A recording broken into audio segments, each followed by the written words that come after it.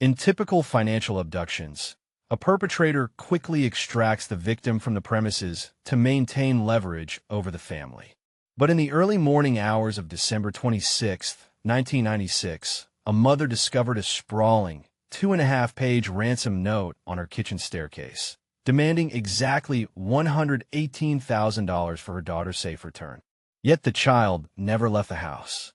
Her body was lying in a windowless basement room, just floors below. Why a kidnapper would spend over 20 minutes writing a veritable war and peace of ransom notes, only to leave the victim dead in the home, remains one of the most baffling forensic puzzles in American history. The victim was 6-year-old JonBenét Patricia Ramsey. Born in Atlanta, Georgia, on August 6, 1990, she was the youngest child of JonBenét Ramsey and Patricia, known as Patsy, Ramsey. The family resided in a sprawling, nearly 7,000-square-foot, 25-room Tudor mansion in the affluent Chautauqua neighborhood of Boulder, Colorado. John was a highly successful self-made tycoon, serving as the president and chief executive officer of Access Graphics, a computer company that later became a subsidiary of Lockheed Martin. Patsy was a former Miss West Virginia, a dramatic and articulate woman who held a degree in journalism and took great pride in her family's image. She enrolled JonBenét in child beauty pageants, where the young girl won titles including America's Royale Miss, Little Miss Charlevoix, and Little Miss Colorado. Beyond the tiaras and makeup that would soon dominate tabloid covers, JonBenét was a typical 6-year-old. She was known to be a spunky tomboy who loved climbing trees, roller skating, and playing in the dirt with her 9-year-old brother, Burke. In December 1996, the Ramseys were preparing for the holidays, surrounded by the trappings of immense wealth and success. On December 20th, Access Graphics celebrated a massive milestone, hitting $1 billion in sales. John Ramsey threw a celebratory luncheon for 300 employees to mark the occasion. The family hosted their own Christmas party just days later. During the gathering, a 911 call was placed from the Ramsey home. The caller abruptly hung up. Boulder police were dispatched to the residence, but no official report was taken, and the incident was later dismissed as a mistake made by an intoxicated party guest. The festivities continued. Christmas Day was spent joyfully. JonBenét received a 2-wheel bicycle, pushing herself to learn how to ride it. In the early evening, the family attended a Christmas dinner at the home of their close friends, Fleet and Priscilla White. The evening appeared completely normal. At approximately 10 o'clock at night, the Ramseys returned to their Tudor mansion. Both JonBenét and Burke had fallen asleep in the car during the short ride. Patsy would later state that she carried JonBenét inside and put her to bed, last seeing her alive at 10 o'clock. The rest of the house fell silent shortly afterward. Neighbors would later report conflicting observations. One neighbor, Scott Gibbons, claimed he saw the upper kitchen of the Ramsey residence lit up with dimmed lights around midnight. Another neighbor, Melody Stanton, reported waking up shortly after midnight to the sound of a child's scream coming from the Ramsey home. Inside the house, however, the parents maintained that nothing disturbed their sleep. The morning of December 26th began early. John and Patsy awoke around 5:30 to prepare for a planned family trip to their vacation home in Charlevoix, Michigan. Patsy dressed in the same clothes she had worn to the Whites' party the previous evening. She descended the back spiral staircase toward the kitchen to make coffee. Near the bottom step, she found 3 sheets of line paper. The document was handwritten with a black felt-tip pen. It began with a formal and ominous greeting, addressing Mr. Ramsey and telling him to listen carefully. The note claimed that a small foreign faction had kidnapped JonBenét. The author demanded a precise ransom of $118,000. The writer threatened that any deviation from the instructions or any contact with the police or the FBI would result in the child being beheaded. The letter instructed John to gather the money in specific denominations, place it in an adequate size attaché, and await a phone call between 8 and 10 that morning for delivery instructions. It ended with the cryptic sign-off reading victory, S.B. T.C. Patsy screamed for her husband. She ran back upstairs and pushed open the door to JonBenét's bedroom. The bed was empty. At 5:52 in the morning, Patsy Ramsey called 911. She frantically told the dispatcher that her daughter had been taken and that a ransom note was left behind. The dispatcher, Kimberly Archuleta, stayed on the line. After Patsy seemingly believed she had hung up the phone, the device remained resting in the cradle, still connected. For a few crucial seconds, Archuleta heard muffled, indistinct voices. She later recalled sensing that the panic had suddenly vanished from Patsy's voice. The audio was later analyzed by aerospace technicians, who suggested 3 voices could be heard. One sounded like John saying, "We are not speaking to you." Another sounded like Patsy saying, "Help me, Jesus." The third voice sounded like a child asking, "What did you find?" The Ramseys, however, firmly maintained that their 9-year-old son Burke was asleep in his bed during the entire commotion.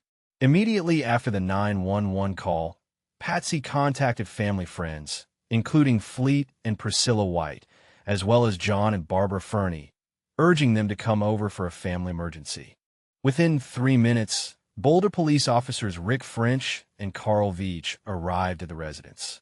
Officer French read the ransom note and conducted a rapid, perfunctory search of the home to look for signs of forced entry. He found none. He walked down into the basement and noticed a door secured by an additional wooden latch at the top of the frame. He paused, but walked away without opening it. French later explained his reasoning, stating he was looking for an exit route used by a kidnapper, and since the wooden latch was holding the door closed from the inside, a fleeing intruder could not have used it. The house was not secured as a crime scene. By 6 o'clock, the Ramsey home was swarming with people. The Whites and the Fernies arrived. Victim advocates and the family's minister were dispatched to the house. Fleet White was given permission to search the home. He went to the basement and noted a broken window in the playroom, along with a suitcase positioned beneath it and a shard of broken glass. He even opened the door to the windowless wine cellar, but the room was pitch black. Unable to find the light switch, he retreated. John Ramsey also reportedly wandered the basement alone during this time, but found nothing. Up on the main floor, the environment was chaotic. Friends and victim advocates moved freely through the unsecured house. In a staggering breach of protocol, civilians were allowed to clean the kitchen. Surfaces were wiped down with disinfectant spray, potentially destroying critical forensic evidence. Crime scene photographs taken that morning captured bizarre anomalies amidst the chaos. On the kitchen counter sat a heavy-duty Maglite flashlight. Nearby was a bowl containing chunks of pineapple and milk, with a large serving spoon resting inside. Forensic technicians would later process this bowl and find the fingerprints of only 2 people on it, Patsy Ramsey and 9-year-old Burke. The parents would later deny feeding JonBenét or Burke any pineapple before bed. Detective Linda Arndt arrived at the home at 8:10 in the morning. She was there to manage the situation and await the kidnappers' promised phone call. The ransom note explicitly stated that the kidnappers would call between 8 and 10 in the morning to instruct John on the delivery of the money. The tension in the house should have been suffocating as the clock ticked toward the deadline. John Ramsey waited by the phone. Yet, when 10 o'clock came and went with no phone call, the deadline passed in absolute silence. Curiously, no one in the house, including the parents, seemed to react to the missed deadline. Around 10:30, Detective Arndt finally cordoned off JonBenét's bedroom with crime scene tape, hoping to preserve whatever evidence an abductor might have left behind. By this time, the rest of the police force and victim advocates began to leave the scene. Detective Arndt remained alone with the family and a few friends. Shortly after the deadline passed, John Ramsey disappeared from the main gathering area for at least an hour. He claimed he left the house to pick up the mail, an action investigators found strange given that the family's mail was delivered directly through a slot in the front door. The hours dragged on. The kidnapper did not call. The ransom note sat as the sole piece of communication from the alleged foreign faction. Forensic experts and behavioral profilers would later spend decades dissecting the physical and linguistic components of those 3 sheets of paper. They would discover that the note was not brought into the home by an intruder. It was written entirely inside the house. The paper was torn from a legal notepad belonging to Patsy Ramsey. The ink exactly matched a pre-1992 water-based black Sharpie felt-tip pen found in a cup holder on the kitchen counter, just steps away from the telephone Patsy used to call 911. Impressions on the pad reveal that the author had even taken the time to write a practice draft, beginning with the salutation Mr. and Mrs. I, before discarding it and starting over to address only John. The practice note was addressed to Mr. and Mrs. I. Who takes the time to write a rough draft for a ransom note? Investigators quickly realized the sheer physical logistics required to compose this document inside an occupied home were staggering. Behavioral profilers calculated that drafting a 374-word letter, physically tearing pages, and formulating dramatic phrasing would require at least 21.5 minutes. 3 to 5, for an intruder to remain inside the house for this duration, especially while the parents slept just upstairs, represents an extraordinary tactical risk. Furthermore, the author did not bring their own supplies. The ink exactly matched a pre-1992 water-based black Sharpie felt-tip pen, identical in composition to one seized from a cup holder near the kitchen telephone. The penmanship itself became a fierce battleground for experts. Police and private forensic document examiners analyzed the loops and stems of the letters, comparing them to historical writing samples from John and Patsy Ramsey. 9 to 11, all 6 consulted experts agreed that John Ramsey could be entirely eliminated as the author. Patsy Ramsey, however, could not be definitively ruled out by the state's experts, though the defense's hired experts claimed she was exonerated. 9, 11 to 13, Chedabowski of the Colorado Bureau of Investigation noted that the penmanship exhibited indications of Patsy's hand, but it fell short of a definitive match. What made a definitive match so elusive was the presence of intentional disguise. 14 to 16, analysts noted that the document begins in a highly controlled, hesitant manner, characterized by wavy lines and erratic letter spacing. This is classic evidence of disguised writing, where an author deliberately alters their natural penmanship, perhaps even using their non-dominant hand. Yet, as the text spans across the 3 pages, the line quality becomes increasingly smooth and rapid. Under the physical fatigue of writing such a long note, the disguise begins to slip, allowing the author's unconscious writing habits to emerge. Examiners identified several unnatural patching behaviors, where the writer went back to manually alter completed strokes. The middle zone letter on the first page features an unnatural second story added as an afterthought. Manual serifs were added to the letter T, and the capital F was written with an atypical top stroke. Despite these modifications, independent examiners isolated highly resistant, unconscious habits, such as a single stroke, closed letter D shaped like a fishhook, and a checkmark-shaped letter R. Beyond the physical ink, the linguistic framework of the note presented a deeply contradictory psychological profile. The author claimed to represent a small foreign faction, yet the text is filled with American colloquialisms and precise, localized details. The demand was for exactly $118,000. In February 1996, John Ramsey had received a net company bonus of exactly that amount. The alignment between this highly specific professional bonus and the ransom demand suggested either a domestic source or an offender with intimate access to the family's private financial documents. A true kidnapper seeking maximum profit typically demands larger, rounded figures. The spelling within the note also appeared selectively artificial. The author misspelled common words like business and possession, yet correctly spelled far more complex words like deviation, countermeasures, and attaché. Some experts believe the misspellings were a deliberate, albeit clumsy, attempt to project an uneducated or foreign persona, an effort that faded as writing fatigue set in. Furthermore, The specific word choices pointed to an educated mind. The use of the French word attaché instead of briefcase and the formal transition phrase and hence stood out to linguistic profilers. Years later, investigators noted that the Ramseys themselves used the exact phrase and hence in their 1997 family Christmas message. The psychological strain of the author is also mapped in the shifting pronouns. The note begins with a collective, authoritative voice asserting that we have your daughter and we are a group of individuals. But by the second page, the group identity fractures. The writer slips into highly personalized, singular pronouns, stating I will call you, and referring to my instructions. In forensic statement analysis, a genuine collective retains a group mentality. A single author pretending to represent a group will naturally default to their true, singular perspective as the cognitive load of maintaining the lie increases. The evolution of how John Ramsey is addressed further undermines the professional distance of the alleged kidnappers. The note begins with a formal salutation to Mr. Ramsey. By the final paragraph, the tone shifts to highly familiar, aggressive personal attacks, calling him John 3 separate times.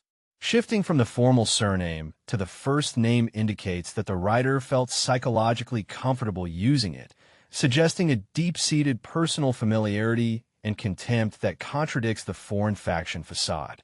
The note mocks him, warning him not to grow a brain, and taunting that he is not the only fat cat around. Then came the cinematic intertextuality. Behavioral analysts discovered that the ransom note reads like a dark caricature of a Hollywood thriller, pulling distinctive phrases almost verbatim from popular feature films of the era. The warning, if we catch you talking to a stray dog, she dies, is a direct echo of a 1971 Clint Eastwood film Dirty Harry, where the villain threatens that if the protagonist talks to anyone, even a Pekingese pissing against a lamppost, the girl dies. The insult, do not attempt to grow a brain, was spoken by Dennis Hopper's extortionist character in the 1994 action film Speed. The threat regarding any deviation of my instructions resulting in immediate execution parallels dialogue from the 1986 film Ruthless People. 31, 34-36. The overarching narrative structure of a wealthy businessman whose child is abducted for ransom mirrors the 1996 Mel Gibson thriller Ransom, a film released just weeks before JonBenét's murder. 31, 37-39. Another film, Nick of Time, which aired on television the very night of the murder, centers on a political faction that kidnaps a 6-year-old girl. The heavy integration of these pop culture tropes suggests the author was not an experienced professional criminal. Rather, it points to someone attempting to construct a highly dramatic, plausible ransom scenario under extreme emotional and cognitive duress. Instead of calculating a realistic extortion plot, the writer relied on Hollywood archetypes of what a kidnapper should sound like. This bolsters the theory of staging, wherein an individual under immense immediate stress accesses stored cinematic memory to quickly fabricate an elaborate distraction. The note concludes with a final, enigmatic sign-off that has haunted the case for decades. Reading Victory. SBT. C. To this day, no one knows exactly what these 4 letters represent, but theories abound. During the search of the basement, a crime scene technician found a commemorative military plaque denoting John Ramsey's naval service in the Philippines at Subic Bay. 42-44. Some speculated that the author, visually primed by seeing the plaque near the crime scene, used Subic Bay Training Center to create the acronym. However, military records indicate it was a functioning naval base, never officially known as a training center. Others pointed to Patsy Ramsey's deeply devout Southern Baptist background and her documented habit of utilizing complex religious acronyms, suggesting it stood for Saved by the Cross.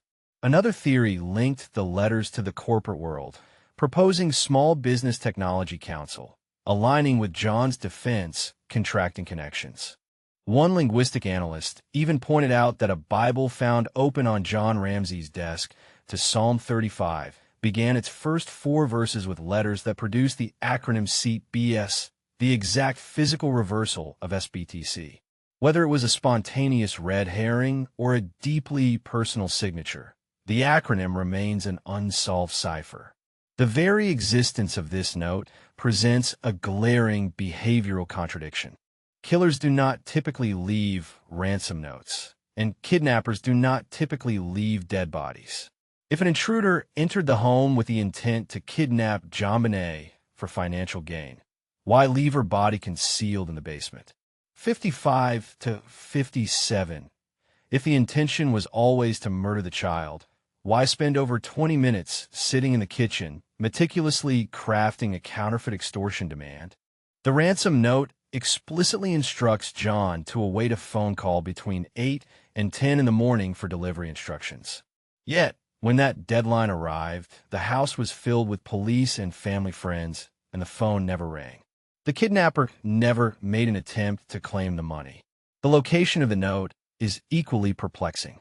It was placed on the back spiral staircase, exactly where Patsy Ramsey routinely walked every morning to make coffee. An outside intruder would have no way of knowing her precise morning routine.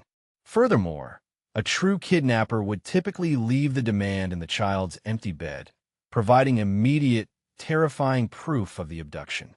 Leaving it on the stairs required the author to linger in the home's main living areas, vastly increasing the chances of discovery. These anomalies led investigators to deeply scrutinize the behavior of John and Patsy Ramsey in the immediate aftermath of the 911 call. In forensic statement analysis, Patsy's emergency dispatch call exhibited structural irregularities. She began by stating, "We have a kidnapping, hurry, please," avoiding personalizing the victim as her daughter in the initial sentence. She reported finding the note before stating her daughter was missing, an out-of-order delivery for a panicked parent whose primary focus should be the physical absence of their child. Perhaps most unusually, Patsy hung up the phone instead of staying on the line with the dispatcher. In the hours following the discovery of the note, the Ramsey home became a chaotic, unsecured environment. Patsy Ramsey had called friends to the house immediately after dialing 911. The ransom note had explicitly warned that speaking to anyone, including the police and FBI, would result in JonBenét being beheaded. Yet, the parents invited neighbors into the home, potentially risking the very execution the note promised. When the ransom deadline of 10 o'clock passed in silence, neither parent displayed the expected panic or despair over the miscommunication. There was also the matter of Patsy Ramsey's attire. When police arrived, she was wearing the exact same clothes she had worn to the Christmas party the night before, complete with full makeup. While she claimed to have dressed quickly upon waking, forensic analysts noted that fibers matching her red and black sweater were found entangled in the sticky side of the duct tape used to cover JonBenét's mouth. This physical trace placed the clothing she was wearing in direct contact with a murder weapon. John Ramsey's behavior also drew immense scrutiny from behavioral profilers. Less than an hour after finding his daughter's body, he was overheard on the telephone making arrangements for his private pilot to fly him and his family back to Atlanta. He cited an important business meeting, a seemingly impossible priority for a father who had just pulled his murdered 6-year-old from a basement floor. It took direct intervention from a stunned police detective to instruct him not to leave the jurisdiction. The ransom note remains the focal point of the investigation because its physical, linguistic, and behavioral characteristics are fundamentally at war with one another. It is a masterpiece of staging indicators. It utilizes local stationery, reflects a massive time investment inside an occupied house, displays localized spelling errors, and collapses from a collective we to a singular I. These elements strongly point to an internal author attempting to construct a protective shield of deception. The inclusion of John's exact bonus amount, the cinematic dialogue, and the feminine flourishes on the handwriting all weave a tapestry of a crime staged from within. Yet, to unequivocally declare that a parent authored the note is to accuse them of an incomprehensible level of cold-blooded calculation. If Patsy or John wrote the letter to cover up an accidental death at the hands of their 9-year-old son, or a crime committed by one of them, they would have had to sit in the silent house, their daughter lying dead just floors below, and meticulously draft 3 pages of terror. They would have had to consciously invent the persona of a foreign faction, incorporate movie quotes about beheadings, and demand a ransom they knew would never be paid. If Patsy or John Ramsey sat down to write that note, they did so knowing their child was lying dead on the concrete floor below. They would have had to consciously override their shock to construct an elaborate theatrical puzzle. Yet, if they did not write it, investigators were forced to accept an equally staggering reality. An unknown intruder, having broken into a massive home, subdued and murdered a child, then decided to linger in the darkness. This predator would have had to comfortably sit in the family kitchen, locate Patsy's personal notepad and a specific Sharpie pen, draft a practice note, and then painstakingly write 2.5 pages of cinematic threats, all while the family slept oblivious just upstairs. This paralyzing paradox tore the investigation apart from the inside. The Boulder Police Department initially focused almost exclusively on the parents. Lead detectives pointed to the absolute lack of forced entry, the suspicious staging of the crime scene, and the family's immediate reluctance to submit to formal police interrogations. For the first 4 months, the Ramseys declined to be formally interviewed, instead communicating through a formidable defense team of 8 lawyers, publicists, and private investigators. However, the district attorney's office viewed the evidence differently, leading to bitter public warfare between the 2 agencies. Detective Steve Thomas, a lead investigator on the case, ultimately resigned in profound disgust. In a scathing, highly publicized departure letter, Thomas accused the district attorney's office of crippling the case through political maneuvering. He claimed the prosecutors were actively sharing evidence with the Ramsey defense team and treating the affluent family with deference rather than treating them as murder suspects. On the opposite side of the spectrum was Lou Smith, a highly respected veteran homicide detective brought out of retirement by the district attorney to assist the prosecution. Smith meticulously examined the crime scene and reached the exact opposite conclusion. He pointed to an unidentified footprint from a high-tech hiking boot found in the basement, an unknown palm print on the cellar door, and a broken basement window with a suitcase positioned securely beneath it. Smith theorized an intruder had used the window to enter and intended to use the suitcase as a step to transport the child out before the kidnapping went wrong. He even pointed to the circular abrasions on the victim's skin as evidence that a stun gun was used to quietly subdue her. Critics of the intruder theory quickly countered that an undisturbed spiderweb remained draped across that very same basement window frame, making a physical intrusion there impossible. Unable to convince the police department to look past the parents, Smith also resigned. To break the investigative deadlock, the governor of Colorado intervened, appointing a special prosecutor to convene a grand jury.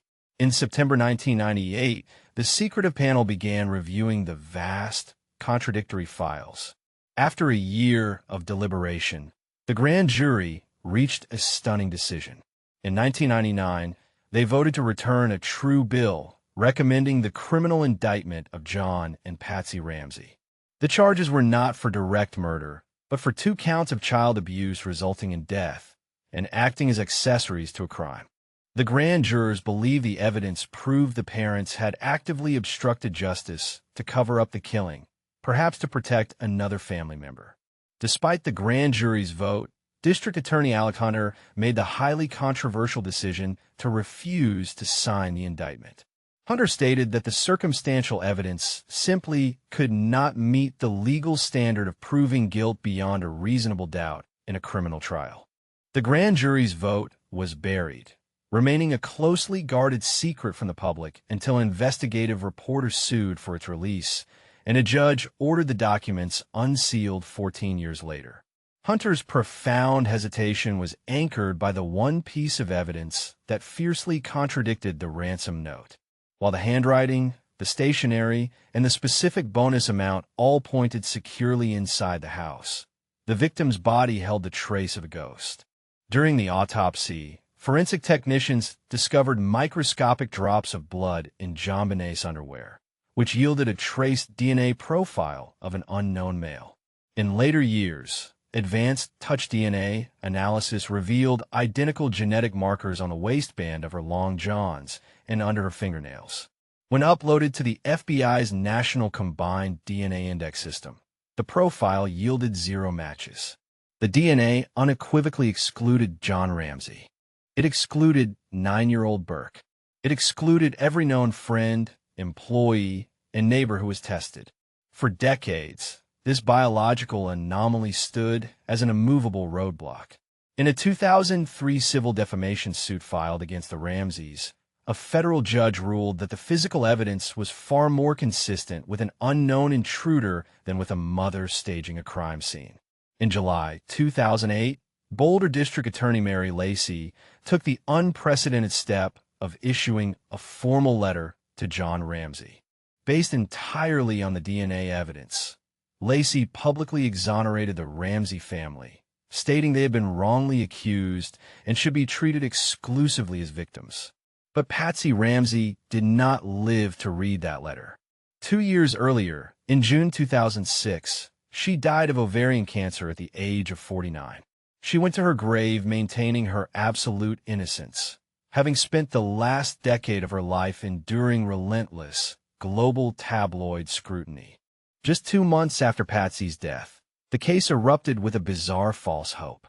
In August 2006, a 41-year-old American schoolteacher named John Carr was arrested in Bangkok, Thailand. Carr had sent a series of emails to a journalism professor at the University of Colorado, confessing to the crime. He claimed he loved JonBenét, had drugged her, and that her death was an accident.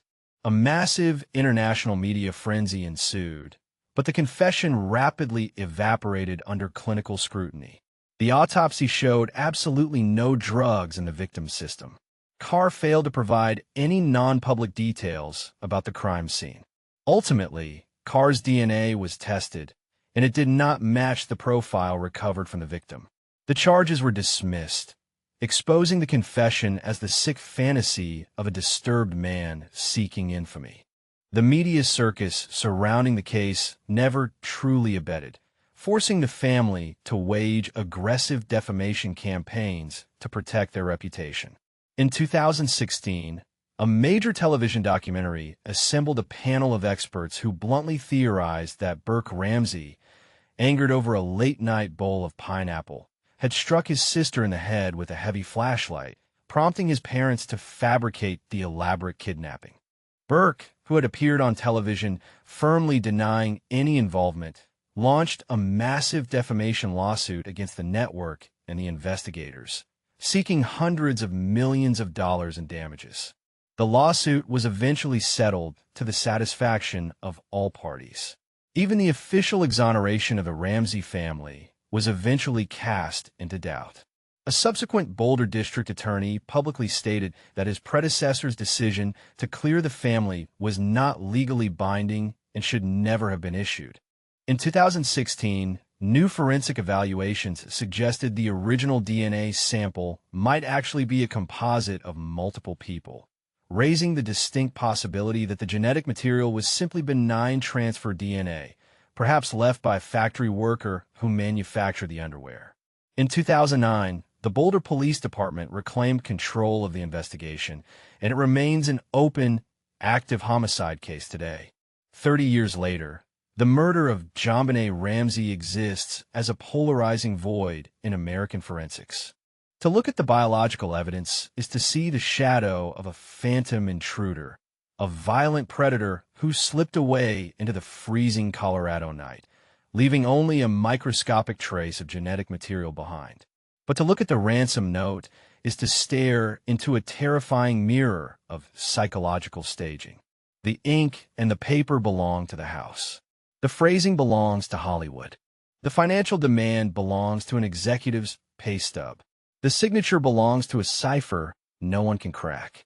as we document the darkest corners of human behavior here on Criminally Drawn. The 3 pages found on that spiral staircase remain uniquely haunting.